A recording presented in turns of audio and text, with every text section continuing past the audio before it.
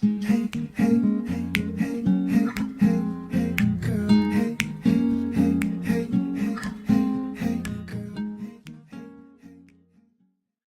Ariel, And I'm Lauren. and this is the DL Travel Channel. So today we're going to be discussing our traveling adventure to Natural Falls State Park, which is in West Siloam Springs, Oklahoma. This is also where certain scenes from the movie version of Where the Red Fern Grows takes place. So we just thought it was appropriate to go there and explore and see what was there. We didn't really know, so we decided to take a short camping trip.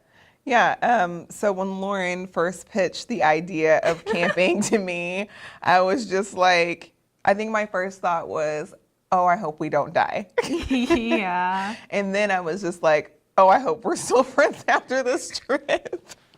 Yeah. But it was fine. I think, we ran into some snags. Of course, anytime you go traveling, you're going to run into some snags. So when Yeah. we very first got there, we didn't know if we were going to be able to actually get a campsite. And Right. we were trying to get it handled, and because they sold us one, and then when we went to try to camp there was already somebody there in that They space. double booked the space. Yeah. So what happened, Lauren? So thank God I knew this beforehand, but Ariel has something that she calls her 10-minute rule. So if there's a situation, I have 10 minutes to take care of it before she takes care of it her way. So you can only imagine what that means. So, I tend to be, in those kind of situations, I think a little more nicer to the other person. So I was like, okay, well, I don't want these people to give us a harder time than we're already having. So I'm going to try to take care of it. And it took me, I want to say, between 4 or 5 different times having to go in and out of the office, trying to get things handled, trying to get it straightened out. One of the things about Oklahoma is that we're a very underfunded state, and so everything that they're dealing with is all written by hand. There's nothing digital, so that's part of the problem. So I think that's why we were double booked. But every time we would get different stories from different people. It was really crazy. It's only it's a very small campsite too, where it can't be that difficult. But apparently it was. So then eventually Ariel was like, it's my turn. I handled it more gently than I normally do She in these did. She did a good situations. job. Yeah. Because you asked me to. Yeah. But I feel like if there would have been any more aggression from the woman that we were dealing with, I would have Yeah. eviscerated this woman with my words. So yeah, we have this 10-minute rule where I'm just like, I'm going to handle it my way because I am a bit more aggressive than Lauren is. But it worked out fine. I mean, it took us a while to get into the campsite because It took us too long. there was a huge miscommunication between Yeah. the staff there, and it was almost like we weren't believed and they really weren't verifying, and then they verified kind of at the last minute. But the woman that helped us was very kind, and she was just like, I'm just going to put you in this space right here. So that was what ended up happening. So this was my first camping trip without a boyfriend. Was that you? Was it yours? Yeah, so I did camping as a kid with Girl Scouts, but that's a very different experience. It's usually pretty controlled environment, and I think we only went tent camping maybe one time. It was always usually in a building with a pad to lay on and stuff, and this is not the case. See, this is new information to me Yeah, because is it? when she pitched this idea to me and told me everything was going to be okay, she was like, I was a Girl Scout. We camped all the time, but now she's like,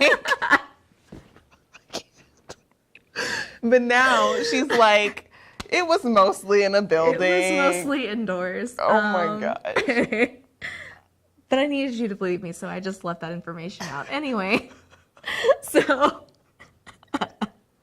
anyway, it's not that we didn't ever do anything outdoors, but anyway, so yeah, it was my first time tent camping without a boyfriend involved. So this was our first time trying to navigate it all by ourselves. Usually, I think this is the same situation with you. The man would always take care of like most of the stuff, like setting up the tent and the campsite, stoking the fire, and so we didn't have that this time around. Right. It was interesting. So I'm not gonna lie, I was slightly panicking when Lauren was setting up the tent because she was like, I think this is how this goes. And at first I was just gonna like watch her do it because she told me like, I got this, you don't have to worry. And I was just like, okay, she's got this. And then I started watching things unfold and I'm like, I'm gonna get in here and try to help in whatever way I can. But I mean, it didn't take this long though. It wasn't that bad. No. It was pretty simple actually. Yeah, most of it was pretty simple. Even like I built the fire because my significant other made sure when we went that I knew how to do that kind of stuff. So I will always like be grateful because I was like, okay, I know how to get this started. But yeah, it was interesting. And then, so how was this camping experience? By the way, I have my phone because my notes are on here, just so you guys know, you don't think I'm just like checking text messages. It's just kind of our outline. So how was this camping experience different? It was different because, like you said, it's not with a significant other. I had never done a camping trip where it was just me and another woman. Mm-hmm. So I was like, oh, like that's going to be weird. That's going to be new or different. But in some ways, it wasn't. Like, it just felt like you and me hanging out. Right. Just in a different environment. Right. So I know you hate bugs, so I was kind of worried about how you were going to react, but fortunately, nothing serious happened with bugs in our tent or anything like that. I basically covered myself in bug spray like I always do. Yeah, she bathed in it. I took a bath in it because I would rather, well, I'm not going to joke about certain illnesses, but I don't like bugs and I don't want them on me. I know. So let's see. For me, it was a little bit more difficult emotionally because the person that kind of introduced me to camping and this kind of stuff, we're no longer together. And this is really my first time doing that without him. So it was bittersweet for me. It was cool to kind of just be in a space with my best friend and just like, when you're outdoors, you have lots of space to just breathe and think and reflect. And I found that lots of our trip ended up being that way. Like when we were sitting at the campfire, we both just kind of talked about the personal things that we're going through and dealing with. So I really appreciated that. But I think because of the setting and because of his absence, I think it kind of just brought up a lot for me. But I also, it more obvious. Yeah. Yeah. It just made it, it kind of solidified things in my mind, like, oh, I'm in a different space and time in my life. I'm going through a new door. So that was super interesting. What did you think about, well, we have to tell the story about us actually. So there are trails to the falls. There are trailheads. There's a map that they give you. They gave the map to Lauren. Don't make me. So it's super hot. I'm carrying our camera equipment, like our tripod and our camera, and Lauren's holding the map, and she's supposed to be navigating us to this trailhead so we can go to these falls. We walked in A circle. not just a circle, A big a circle. huge circle.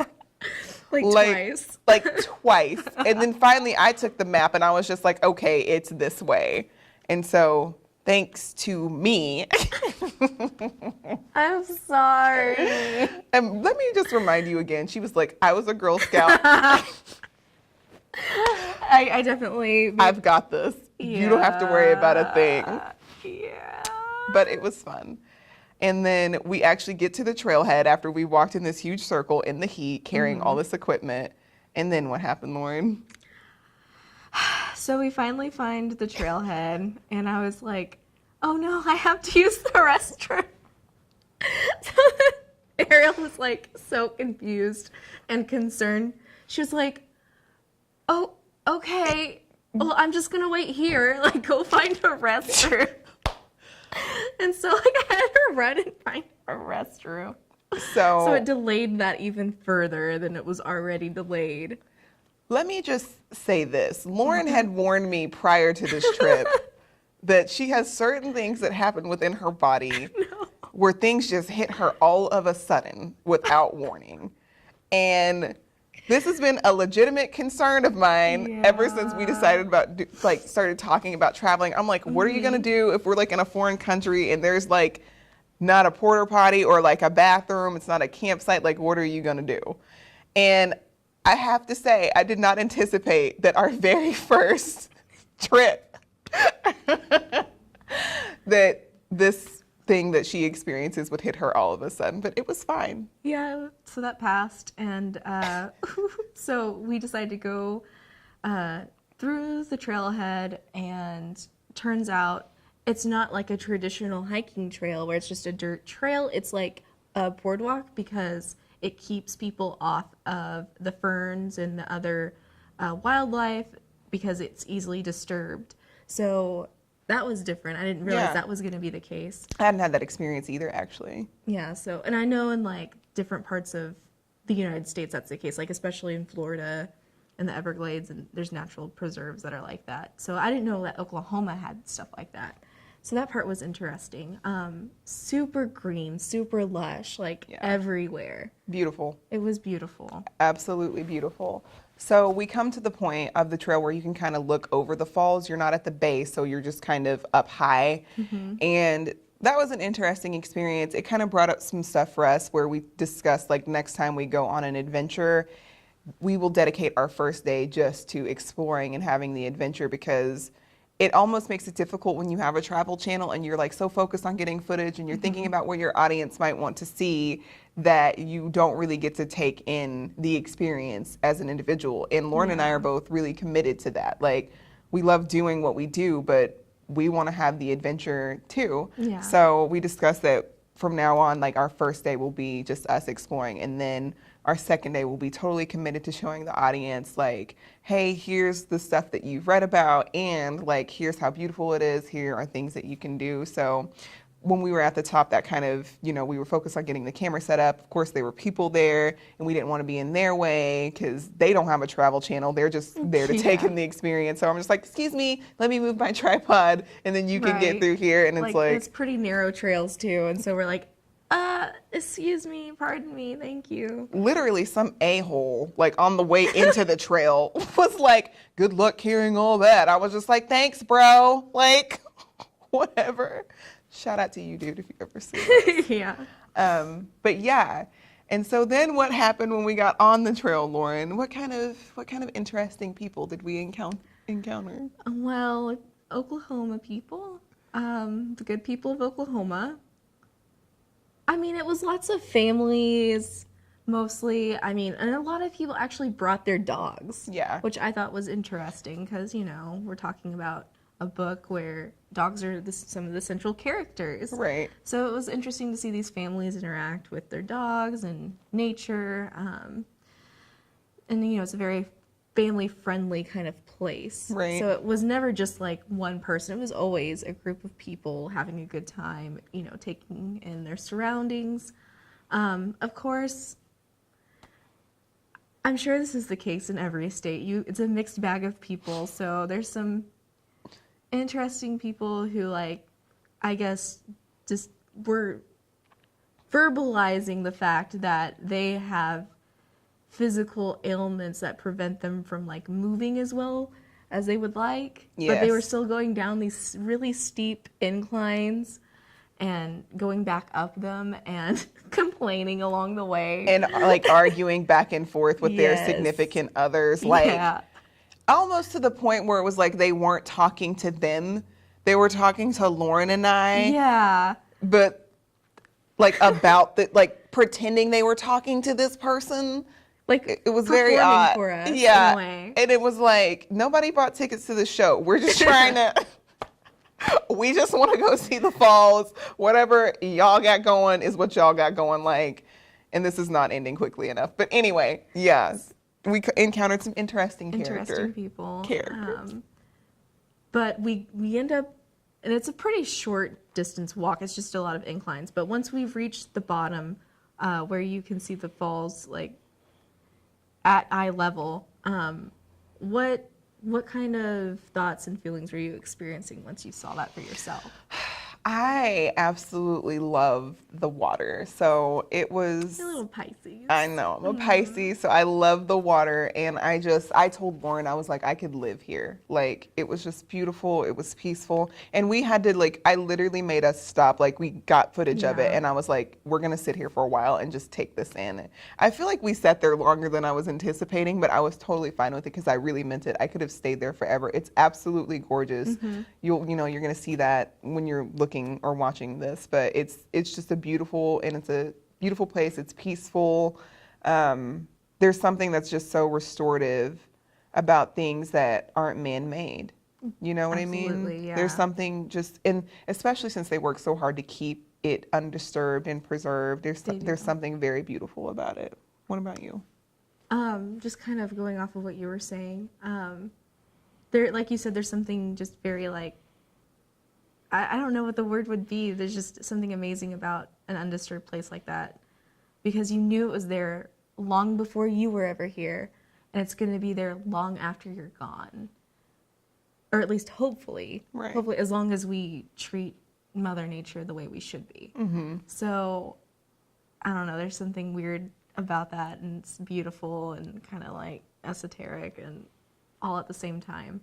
But one thing I noticed when we were just sitting on the benches on the boardwalk watching the falls was that there was like this scent in the air, and like the air that was coming off of the falls was a cool breeze, and it felt like I was on the beach. It was so weird. Like, it's that same feeling of like the breeze coming off of the ocean. Right. It was just so strange because you don't get that in a landlocked state, obviously, but Right. yet somehow we achieved that. We it was have really that weird. here. Yeah.